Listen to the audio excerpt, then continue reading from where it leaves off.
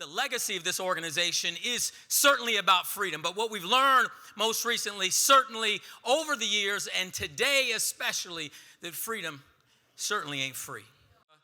A line from my book, The Wealth Cure, where I say you can't be free if the cost of being you is too high.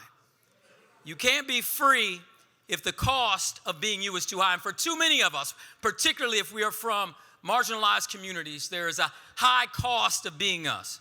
And I'm not sure about neighborhoods in Portland or outside of Portland, but I can tell you, quite honestly, in the north end of Detroit, I look to my left, there's a bombed out, boarded up building. I looked across the street, there's a vacant lot. I look to my right, another bombed out, boarded up building with a tree growing up through it. And I look across the street and there's a liquor store where single moms on SNAP government assistance, the only thing they can buy in there are Funyuns, Faygo, or Verner's. And you can't find for 3, 4, 5 miles fresh produce.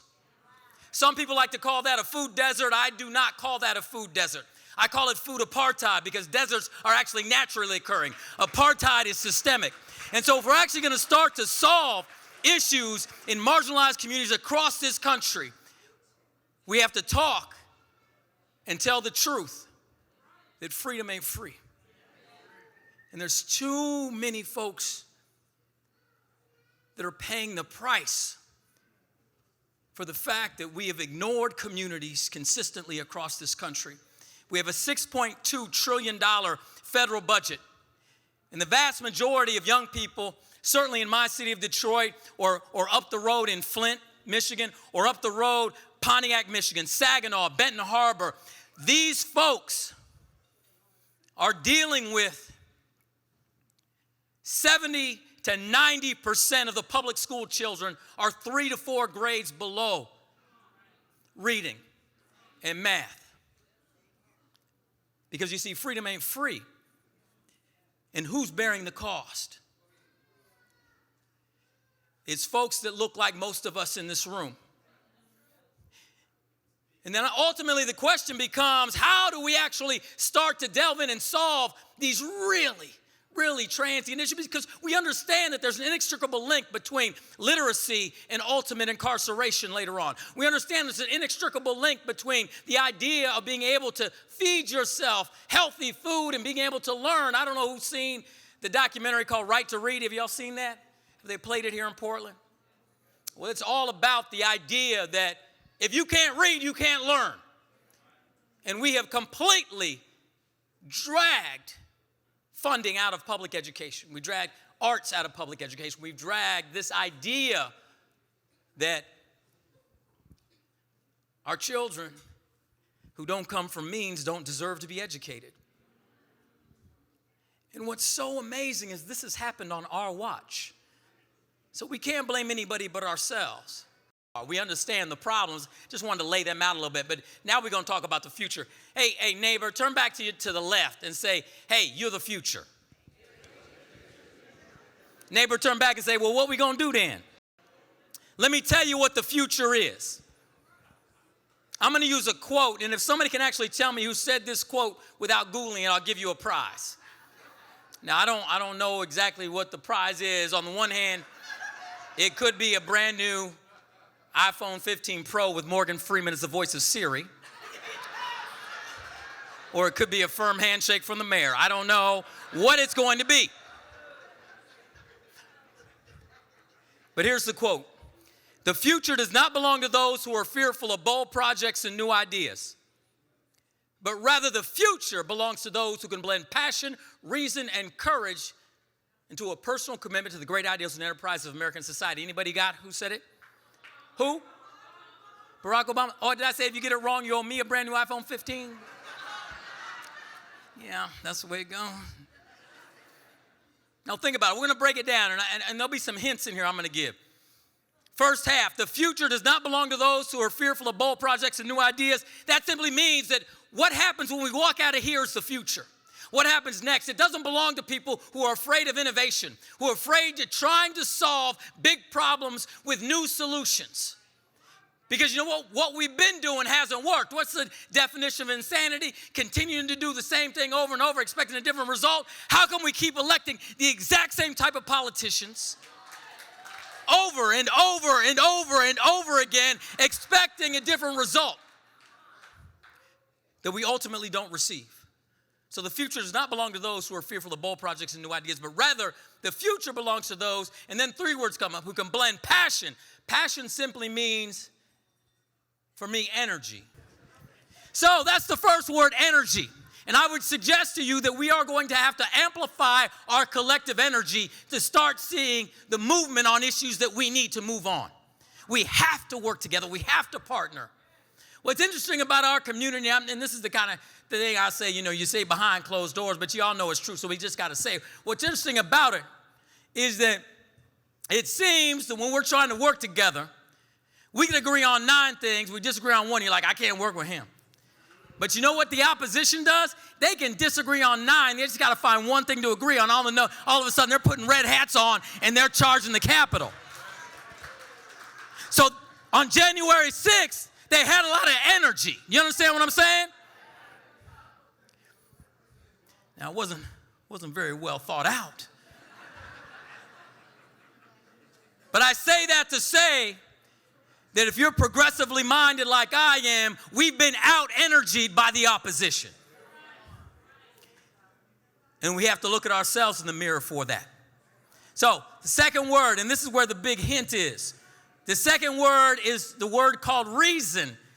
And that would suggest to you that quote is an old quote because we don't even use that word anymore. People don't use their reasoning skills, and I would suggest to you that reason simply means having a plan or a blueprint that's well thought out, well considered.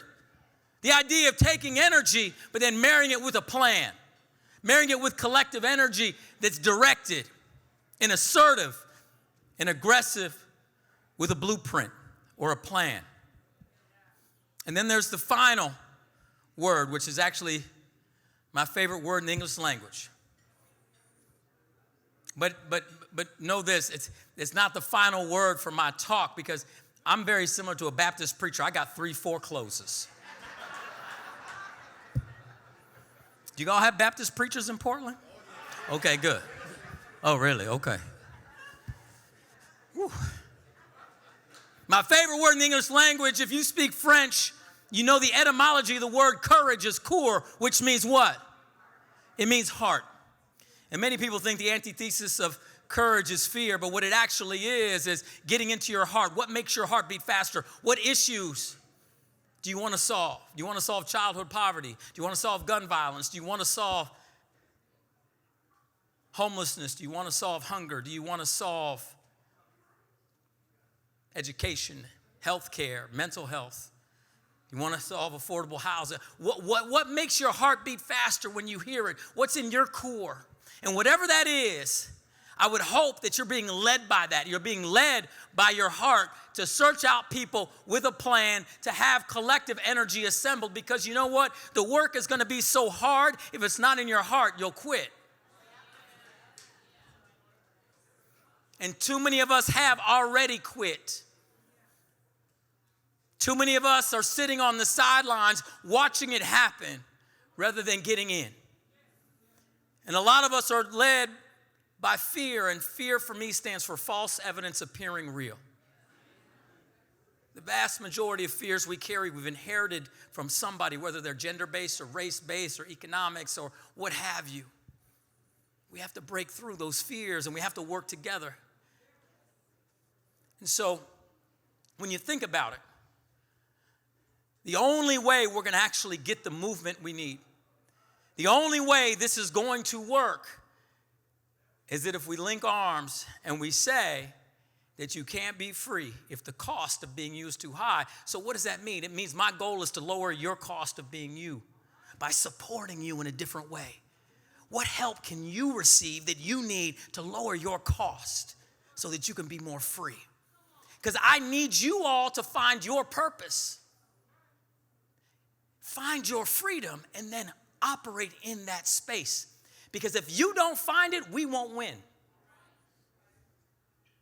If you don't actually connect to your purpose, we cannot win. And so, if you think about it, know how magnificent you are, how great you are, how beautiful you are. And the fact that you need to lean in on who you are and be all of that, because too many of us are playing too small. We need to be louder in the room, y'all. We need to take up more space.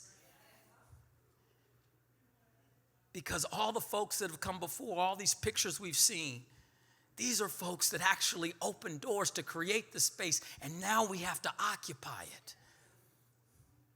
Get your elbows out.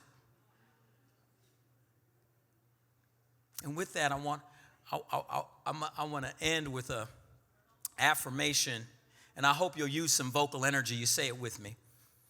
I will not allow fear to stop me from taking the actions that I already know I should take. Instead, I will act with my core and be courageous with my brain and have a plan. And I will use my collective energy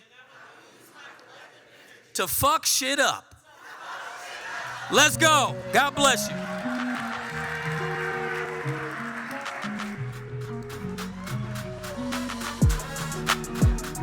Mr. Hill Harper.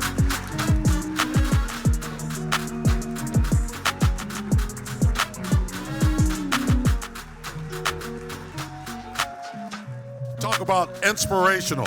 Now that is the way to end an evening.